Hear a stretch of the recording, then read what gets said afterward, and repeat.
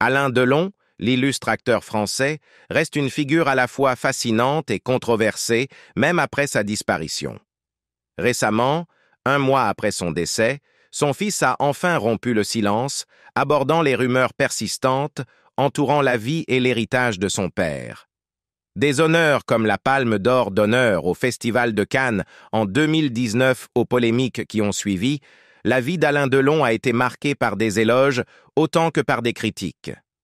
Restez avec nous pour découvrir ce que son fils a révélé et n'oubliez pas de liker et de vous abonner pour suivre cette histoire en pleine évolution. Une mort douloureuse. Alain Delon, l'acteur français intense et d'une beauté saisissante qui, en travaillant avec certains des réalisateurs européens les plus respectés du XXe siècle, incarnait aussi bien des gangsters corse froids que des amants italiens passionnés, est décédé le 18 août 2024. Il avait 88 ans. Il avait été diagnostiqué avec un lymphome à cellule B plus tôt dans l'année. Le président Emmanuel Macron l'a salué comme un géant de la culture française. Alain Delon a joué des rôles légendaires et fait rêver le monde, prêtant son visage inoubliable pour bouleverser nos vies. Mélancolique, populaire, secret, il était plus qu'une star. Il était un monument français, a-t-il posté sur X. Les enfants d'Alain Delon sont maintenant en deuil de leur père, décédé à Douchy, dans une maison qu'il chérissait et où il a vécu pendant des décennies. Depuis que sa santé s'était détériorée en 2019 à cause d'un accident vasculaire cérébral, il était rarement aperçu en dehors de sa propriété. Il vivait en compagnie de ses chiens sur son immense domaine. L'acteur avait exprimé le souhait de mourir chez lui et d'être enterré dans un caveau en face d'un cimetière pour chiens où plus de 35 de ses compagnons à quatre pattes sont enterrés. Alain, qui avait grandi entouré de chiens, les aimait profondément et disait qu'ils étaient capables de ressentir des émotions tout comme les humains. L'acteur s'était un jour exclamé « J'ai tant d'amour pour mes chiens, ils sont la moitié de ma vie ». Il ajoutait qu'il ne voudrait pas qu'aucun de ses chiens lui survive, car il serait très malheureux. Alain possédait une chapelle dans sa maison et souhaitait également des funérailles catholiques discrètes, sans cérémonie publique. L'acteur appréciait sa solitude et son intimité, même s'il admettait parfois que cela pouvait être difficile à supporter. Il affirmait que la seule chose qui ne faisait pas partie de sa solitude, c'était ses enfants, mais il ne les voyait pas souvent. L'acteur a laissé à ses 3 enfants un héritage. Selon Anthony, lui et son frère ont chacun reçu une part réservée de 25% de la fortune de leur père, tandis que leur sœur, Anouchka, a hérité de 50%. Crainte pour la santé d'Alain Delon au milieu d'une amère querelle familiale. Son fils aîné prend la parole. Alain Delon partageait un lien profond avec sa fille qu'il favorisait ouvertement parmi ses 3 enfants. Cependant, ces dernières années ont été assombries par des conflits familiaux amers, impliquant principalement ses 2 fils et sa fille. Alors que Delon entrait dans sa 8e décennie, sa santé a commencé à se détériorer et en 2019, à l'âge de 83 ans, il a subi un grave accident vasculaire cérébral. Réfléchissant à cette nuit qui a changé sa vie, Delon se souvenait s'être senti mal avant d'être transporté d'urgence à l'hôpital en ambulance.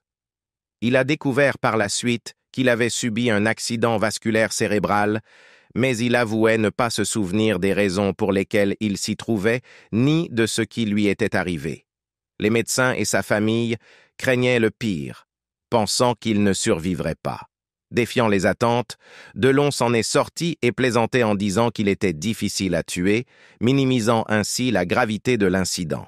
L'AVC s'est produit juste avant l'apparition de la pandémie de Covid-19, que Delon a décrite comme pire que l'invasion allemande durant la Seconde Guerre mondiale. Il parlait de la terreur qui s'était emparée des gens à mesure que le virus se propageait. Une peur amplifiée par la nature inconnue de cet ennemi invisible. Malgré sa survie à l'AVC, la santé de Delon a continué de se détériorer et il s'est retiré dans son domaine à Douchy où il a vécu en relative solitude. Le 24 décembre 2023, il s'est réuni avec ses fils, Alain, Fabien et Anthony, pour une célébration de Noël tranquille, accompagnés de leurs enfants. La grande absente de cette réunion était sa fille, Anouchka, dont la relation avec ses frères était devenue de plus en plus tendue. Anthony a par la suite évoqué la fragilité de l'état de son père, soulignant que sa santé s'était encore dégradée et qu'il avait du mal à parler, se frustrant facilement lorsqu'on lui demandait de répéter ses propos. Anthony a également mentionné que l'absence d'Anouchka à ce rassemblement de Noël avait profondément attristé son père. Il craignait que ce ne soit le dernier Noël de Delon. Le déclin cognitif a encore aggravé les problèmes de santé de Delon. Des tests effectués en Suisse ont révélé une détérioration significative, l'acteur échouant à 5 évaluations cognitives. Ces tests ont montré la vulnérabilité psychologique croissante de Delon, ce que Anthony et son frère, Alain Fabien, n'ont appris qu'en septembre 2023 à cause d'une indiscrétion d'un médecin. Anthony a accusé Anouchka d'avoir sciemment dissimulé les résultats des tests à son avantage. Cette révélation a déclenché un conflit familial encore plus intense, Anthony menaçant de porter plainte contre sa sœur et la compagne de Delon, Hiromi Rollin, pour leur rôle dans la dissimulation de la vérité. Anthony soutenait que Delon n'aurait jamais dû être emmené en Suisse pour ses tests, compte tenu de son état fragile, et il insistait sur le fait que son père avait exprimé un désir clair de passer ses derniers jours dans son domaine de Douchy. Bien que tous les enfants n'étaient pas d'accord avec les souhaits de Delon, ils se sont engagés à les respecter. Pendant cette période turbulente, c'est Alain Fabien qui est resté aux côtés de son père à Douchy, aidant à s'occuper de lui. Anthony rendait visite régulièrement 2 fois par semaine, mais les apparitions d'Anouchka étaient les plus rares, car elle vivait en Suisse avec son mari et son fils. Selon Christophe Ayella, l'avocat représentant Delon et Anouchka, la tension entre Anthony et son père durait depuis plus de 30 ans.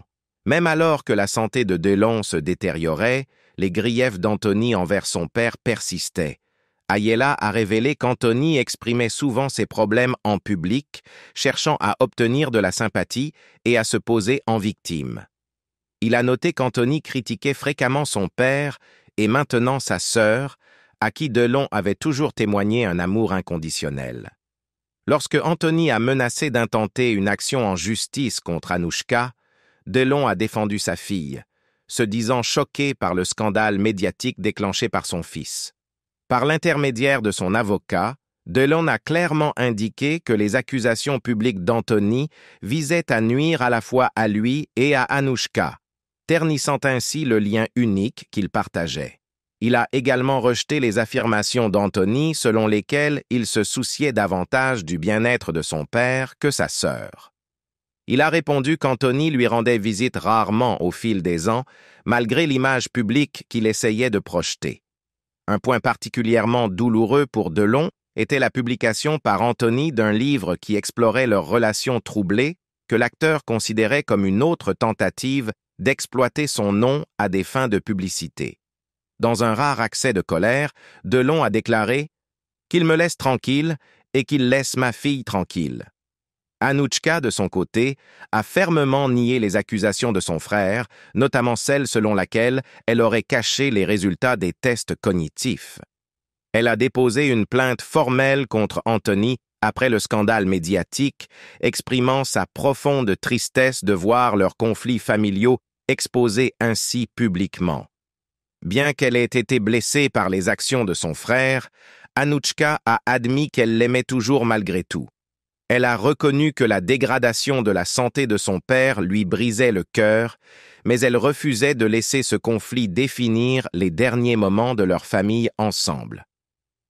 À mesure que les tensions s'exacerbaient, Alain Fabien a pris le parti de son frère, révélant que, comme Anthony, il n'était pas au courant des résultats des tests cognitifs jusqu'à ce que leur médecin les dévoile par inadvertance. Alain Fabien a loué Anthony pour avoir affronté la situation, même si les retombées étaient chaotiques et douloureuses. Cependant, il a aussi accusé Anouchka d'essayer de manipuler la situation à son avantage, notant qu'elle rompait souvent ses promesses lorsqu'il s'agissait de résoudre les affaires familiales. Alain Fabien a exprimé sa frustration face au fait que sa sœur avait toujours semblé être la favorite de leur père, le menant par le bout du nez et veillant à ce que le fossé entre lui et leur père ne cesse de s'approfondir. Il a également mentionné que, bien qu'il s'occupe de Delon à Douchy, Anouchka faisait tout pour qu'il se sente indésirable. Début 2024, la querelle entre les frères et sœurs avait atteint un point de rupture. Anouchka accusait ses frères d'avoir arrêté le traitement médical de leur père à la mi-2023, une décision qui, selon elle, mettait sa vie en danger. Son avocat, Christophe Ayala, a appuyé ces affirmations, déposant un rapport auprès du procureur de Montargis, accusant les frères de mettre la vie de Delon en danger en interrompant son traitement. Ayala a également souligné la décision bizarre de remplacer le traitement médical de Delon par des jus de fruits et légumes prescrits par un naturopathe, une démarche orchestrée par Anthony. Pendant ce temps, Hiromi, qui avait été expulsé du domicile familial, a exprimé sa profonde inquiétude concernant la santé de Delon, soulignant que son état s'était aggravé après l'arrêt de son traitement. Elle a affirmé qu'après avoir été écartée de la vie de Delon, sa santé avait rapidement décliné. Hiromi, qui était aux côtés de Delon depuis plus de 17 ans, a insisté sur le fait qu'elle avait toujours agi dans son intérêt, malgré les accusations des enfants de l'acteur. Les batailles juridiques en cours, les disputes familiales et les accusations ont créé une frénésie médiatique autour des dernières années de Delon. Après sa mort, les conflits ne se sont pas apaisés, laissant derrière eux une famille divisée, avec des blessures non cicatrisées et un héritage mêlant amour, douleur et tourment. Malgré tout, Alain Delon est resté dévoué à sa fille, et dans ses derniers jours, il s'est battu pour préserver le lien qu'ils avaient partagé tout au long de sa vie. Alain Delon a demandé à son fils de l'aider à mourir. La réponse surprenante de son fils. Ce n'est pas la première fois que l'icône du cinéma français, Alain Delon, largement considéré comme l'un des hommes les plus beaux du monde, a exprimé sa volonté de mourir. La dernière fois qu'il l'avait dit, c'était en 2018, lorsqu'il avait déclaré qu'il quitterait ce monde sans regret, provoquant la controverse en ajoutant qu'il aimerait que son animal de compagnie l'accompagne dans ce dernier voyage. Alain Delon a affirmé qu'il avait choisi l'euthanasie pour mettre fin à ses jours, a révélé son fils Anthony aux médias, ajoutant que son père lui avait demandé de l'accompagner jusqu'au bout.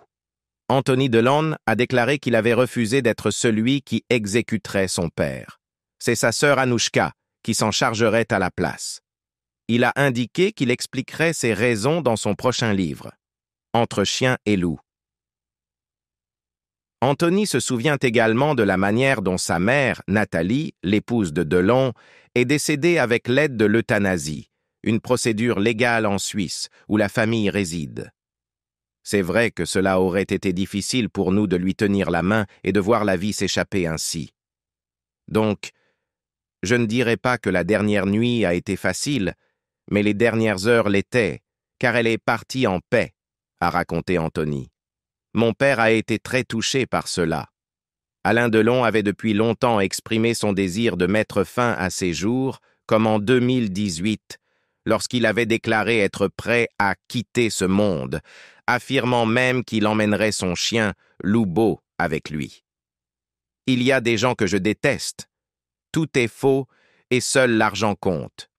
Je quitterai ce monde sans regret, avait-il confié à Paris Match à l'époque.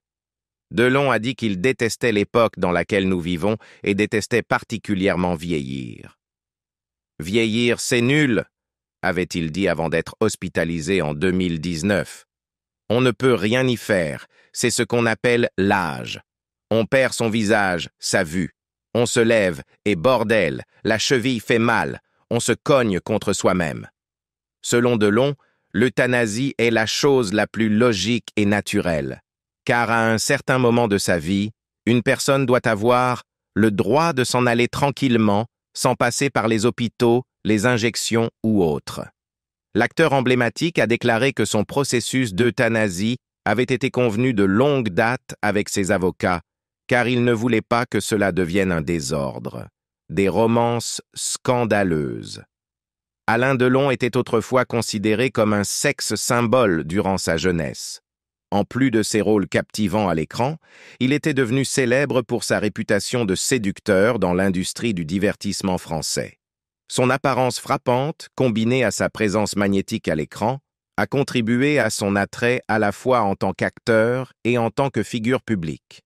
La vie personnelle de Delon éclipsait souvent ses réussites professionnelles, avec de nombreuses liaisons médiatisées qui alimentaient sa notoriété. Le 20 mars 1959, Alain Delon s'est fiancé avec l'actrice Romy Schneider, une relation qui a débuté lorsqu'ils ont joué ensemble dans le film Christine en 1958. Leur alchimie à l'écran s'est rapidement transformée en une romance passionnée qui a captivé le public. Delon, une étoile montante, et Schneider, déjà une actrice acclamée, étaient souvent désignés par des surnoms affectueux et dramatiques, tels que les amants magnifiques, les fiancés éternels ou encore les terribles amants. Leur relation intense est devenue une sensation médiatique, les paparazzi les suivant sans relâche, impatients de capturer chaque instant de cette histoire d'amour aussi passionnée que tourmentée. Cette fascination publique a été aggravée par la désapprobation de la famille de Schneider, qui s'opposait fermement à leur union, ajoutant ainsi encore plus de tension à leur relation déjà complexe. Malgré l'adoration du public et leur statut de l'un des couples les plus glamour du cinéma, Delon et Schneider ont mis fin à leur fiançailles en 1964. Cependant, leur relation a continué de captiver les foules bien après leur rupture, consolidant leur statut de couple iconique dans l'histoire du cinéma. Au fil des années, Delon a ouvertement exprimé ses regrets de ne pas avoir épousé Schneider, et en 2018, il l'a qualifiée du véritable amour de sa vie. En 1961, Delon a eu une liaison avec l'actrice, chanteuse et mannequin allemande Nico, ajoutant un autre chapitre à sa vie amoureuse complexe. Nico a donné naissance à un fils, Christian Aaron Boulogne, surnommé Harry, en 1962. Cependant, Delon n'a jamais reconnu cet enfant comme le sien, et Harry a été élevé par la mère et le beau-père de Delon. Tout au long de la vie d'Harry, des tentatives ont été faites pour établir légalement la paternité de Delon. En 2001 et à nouveau en 2019, Harry a cherché une reconnaissance devant les tribunaux, mais ses efforts sont restés vains. Malheureusement, Harry, qui a lutté contre une addiction à la drogue, est décédé en 2023, laissant derrière lui des questions non résolues sur sa paternité et une ombre sur l'héritage de Delon. Pendant cette période, la vie amoureuse de Delon a continué à intriguer.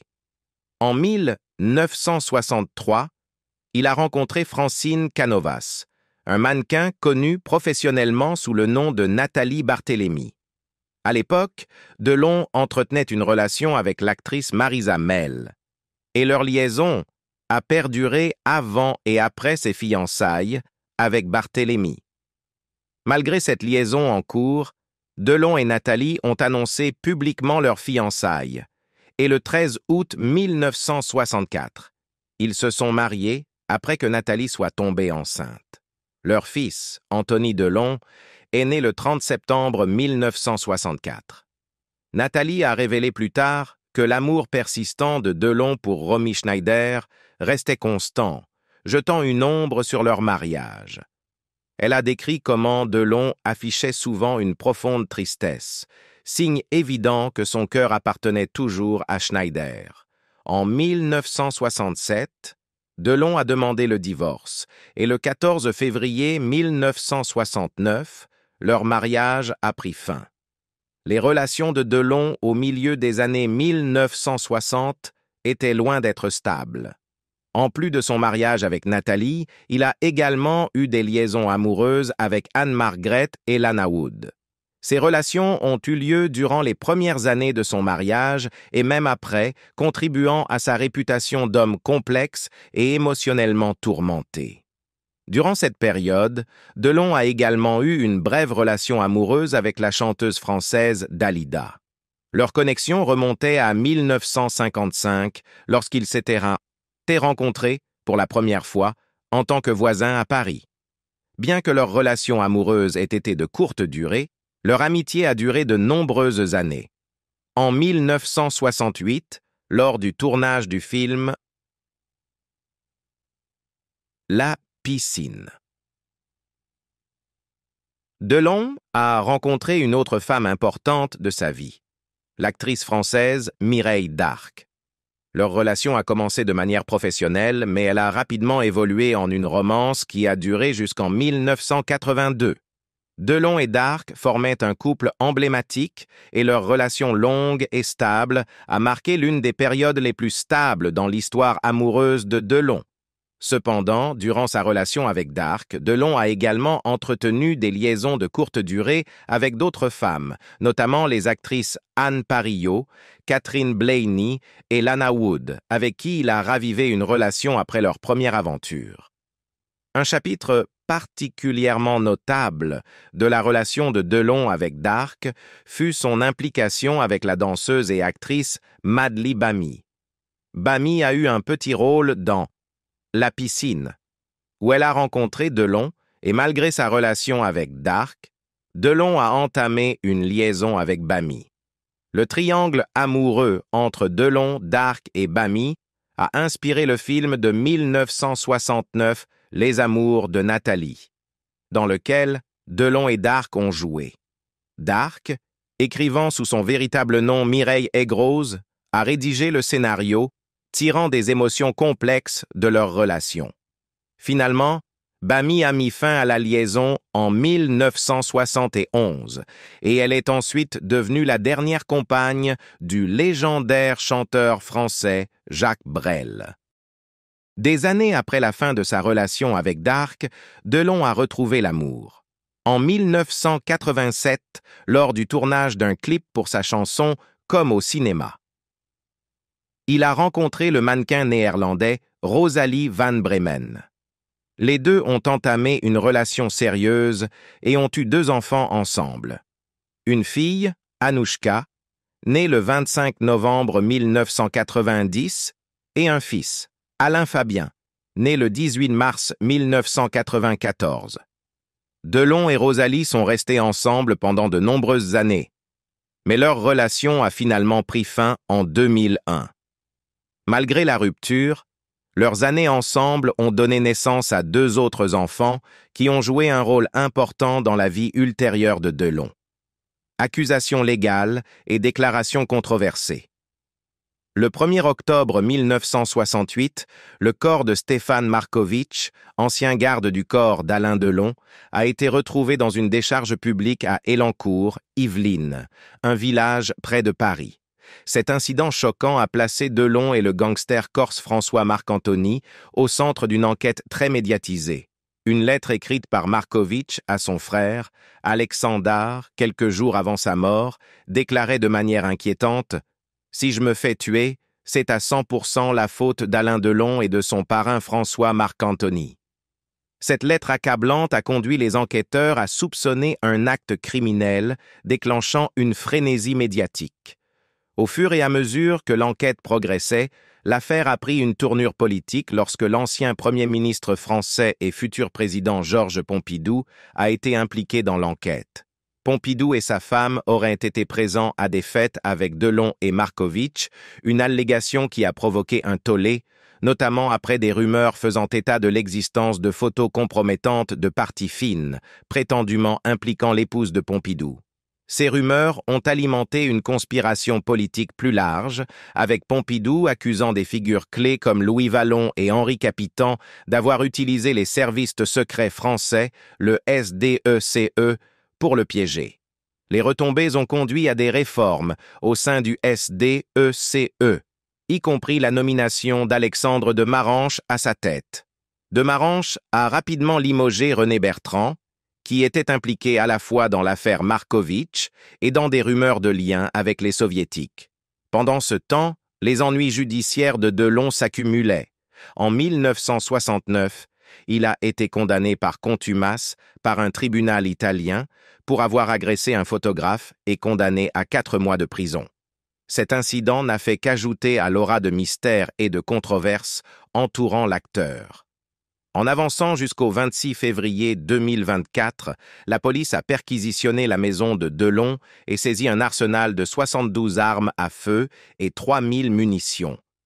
Delon, qui n'était pas légalement autorisé à posséder une arme à feu, a fait l'objet de nouvelles critiques, bien que les conséquences complètes de cette perquisition restent incertaines.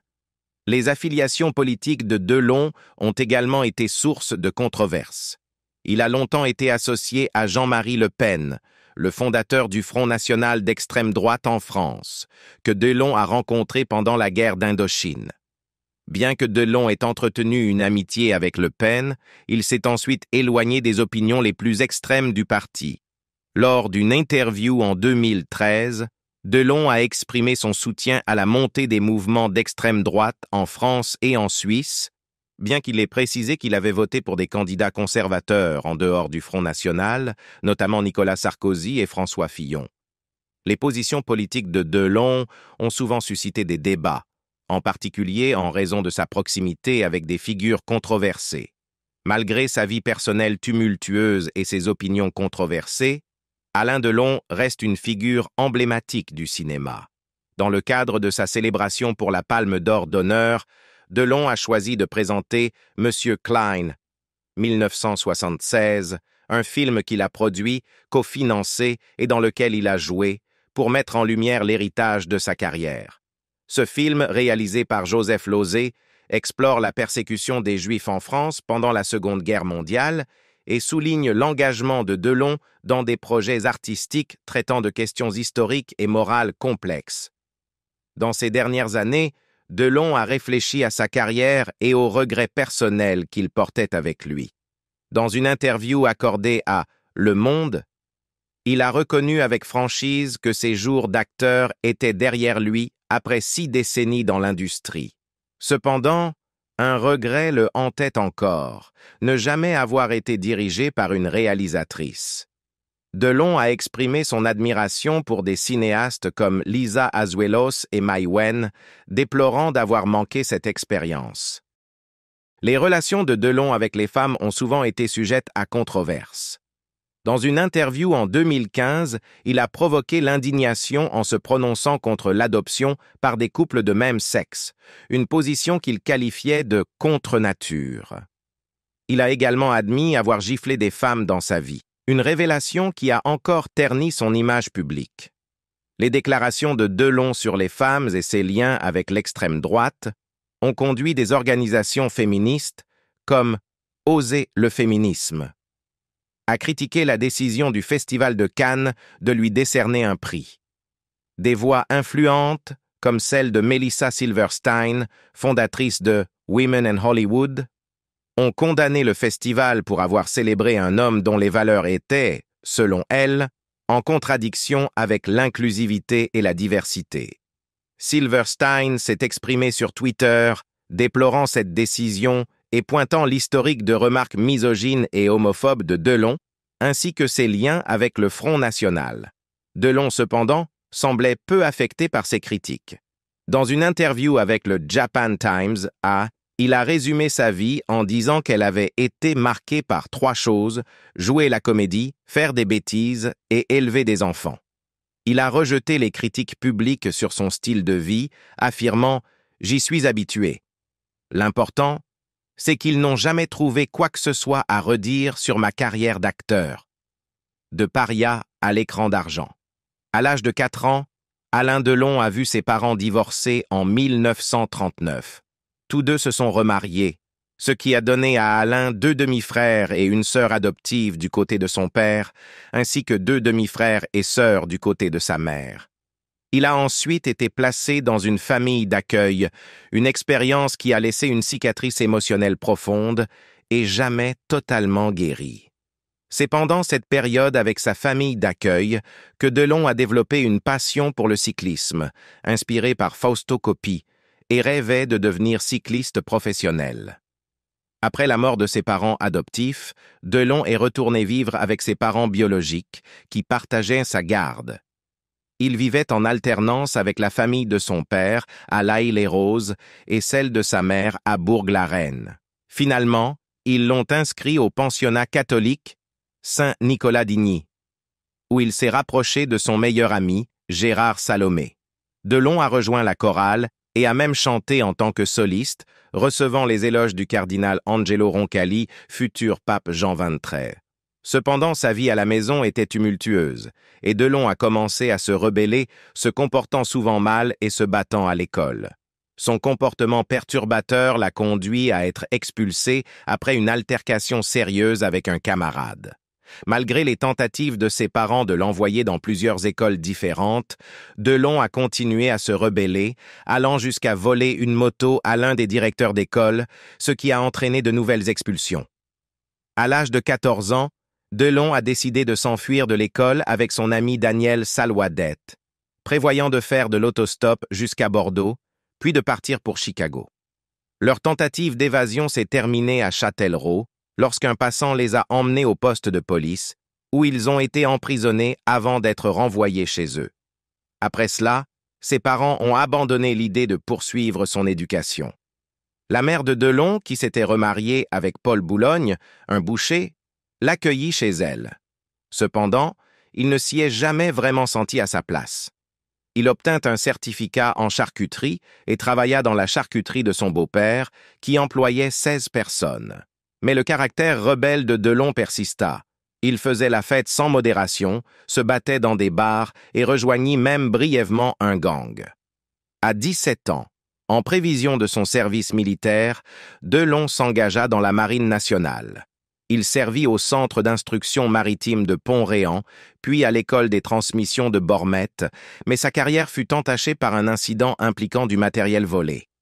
Pendant la guerre d'Indochine, il participa à la bataille de Dien Bien Phu en 1954. Plus tard, alors qu'il était stationné à Saïgon, il fut arrêté pour avoir volé une Jeep, ce qui entraîna finalement son expulsion de la marine. Delon passa son 20e anniversaire dans une prison militaire, une expérience qui le marqua profondément. C'est à ce moment-là qu'il découvrit une passion pour la discipline militaire, le respect du drapeau français et une fascination pour les armes. Après la fin de son service en 1956, Delon retourna en France, amer envers ses parents pour l'avoir laissé partir en Indochine. Il eut du mal à renouer des liens avec eux et préféra se débrouiller seul en effectuant divers petits boulots à Paris.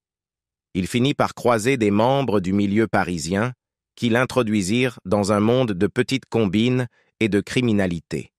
Son physique avantageux le rendait populaire auprès des femmes, et il fut souvent soutenu par plusieurs prostituées au point de considérer brièvement de devenir proxénète.